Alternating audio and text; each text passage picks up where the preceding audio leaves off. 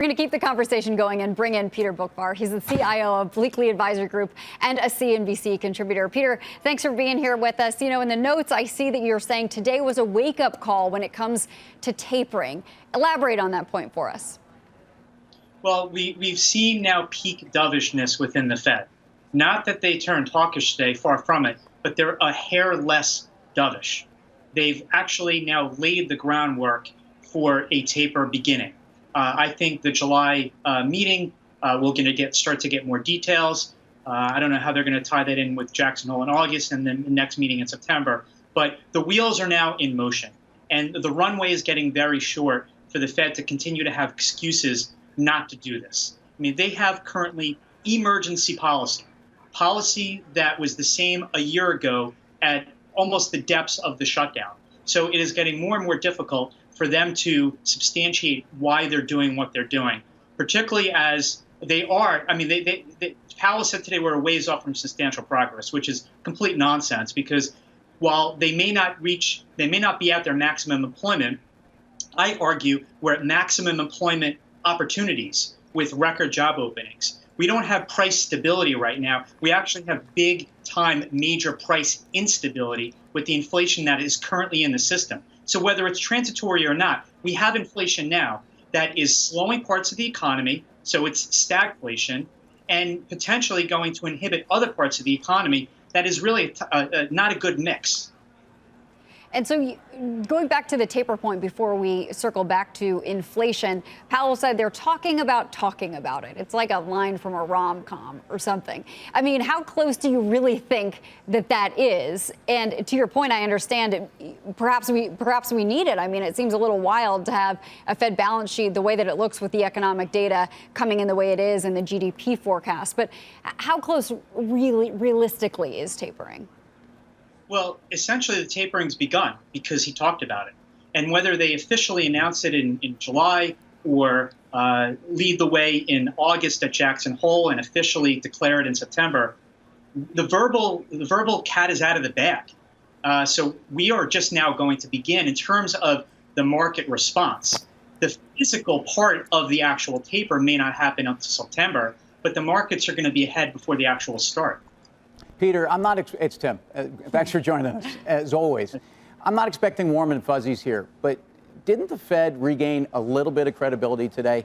And then on the other side of that, though, you know, he reiterated their mandate, and I thought he threw a third dynamic in there, which was essentially the oversight of systemic dynamics for the market, which I would think a guy like you would pick up on as well.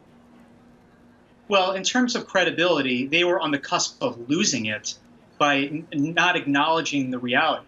So the last meeting was in April, end of April. Since late April, we saw a 0.9 month-over-month core CPI number. The estimate was 0.3.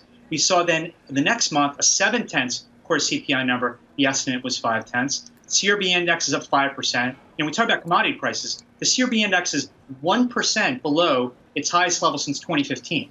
So yeah, some commodity prices have pulled back, but others like oil are now at recent highs. We've seen the number of job openings go from 7.5 million to 9.3 million since the last Fed meeting. So the Fed is just basically playing catch up. And I think within the next couple of months, when we continue to see hot CPI numbers or PCE, however you want to measure inflation, which I think we're going to get, you know, the Fed's going to be mugged by reality in the sense that they think they are still in control of this tightening process. They have their plan. They're going to taper along a certain timeline and raise rates along a certain timeline.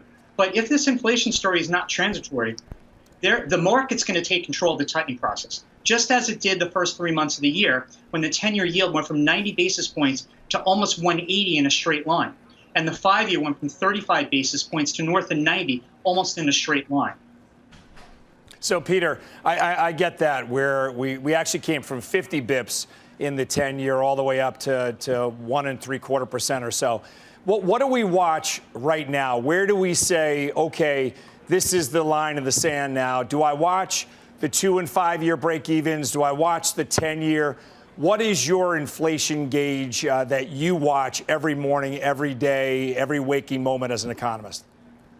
So certainly the break evens. And yes, to Tim's point earlier, Powell, at least for today, sort of reined in the inflation expectations as break-evens fell. But we have to see how long that lasts, because we can be sure, and the market knows this, that the Fed is going to be glacial in this monetary pullback. They are still going to be way overdoing it for a very long period of time. So yeah, there was a shakeup today and the dollar had a nice rally, but currency traders know the Fed's not getting ahead of any curve. It's just a matter of how far behind they will be through this tightening process. Peter, before we let you go, you had noted that you think it's pretty unbelievable that the housing market wasn't more of a focus today from Jay Powell. What are you seeing there? Is it worrisome to you? Why did you want Powell to address it? So if there's one area of the U.S. economy that is most sensitive to changes in interest rates and monetary policy, it's housing. And 13% year-over-year home price gains is a dangerous situation. Yeah, it's great for the homeowner who wants to sell, but it really it inevitably slows things down because people can't afford it. And at the same time, they're buying $40 billion worth of MBS per month. So that there was not one question on these aggressive home price gains that the Fed is pouring oil, gas on this fire, and to not be asked about it, and to say to the camera with a straight face, we still need to do all this QE, we still need to have rates at zero, I think is just completely disconnected from any reality. Peter, thank you very much for joining us here today. Peter Boockvar, obviously, we'll have you back as a CNBC contributor many times to come. All right, let's trade this. BK, haven't heard from you in a little while. I want to pick up the thoughts that Peter had there when it comes to interest rates, mortgage rates, and housing. Do you think it should have been addressed, and what could be a trade out of that? Well, right. So one, it should have absolutely be addressed. It's insane that they are actually buying mortgage-backed securities when the housing market is just ripping. That's just insane policy. So, you know, what's the trade-off of that? I think you need to watch the housing stocks. You know, if you're going to get interest rates that rise higher than they are today at a fast pace, you are going to reduce the housing market. You're going to hurt the housing market. So Peter made a really excellent point that the taper has begun. I think that's probably the takeaway from today. And the market now is going to start pricing in what the market believes is going to be the pace. And that pace will start to hit different parts of the economy. And I think housing is ground zero for that. Guy, I'm going to give you the last word to button up this conversation. No, listen, Steve brought up a great point. You know, why aren't 10-year yields higher, 2%, 2.5%? And Peter sort of addressed it.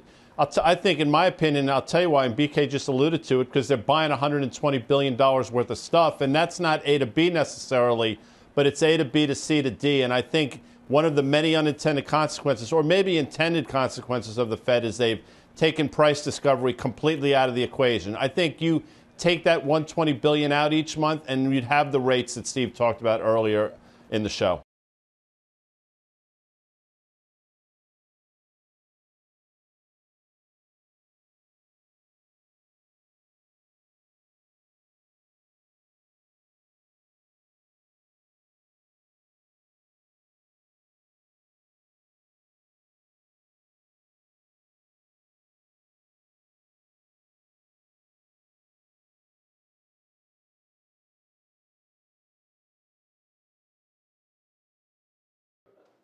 Shepard Smith here. Thanks for watching CNBC on YouTube.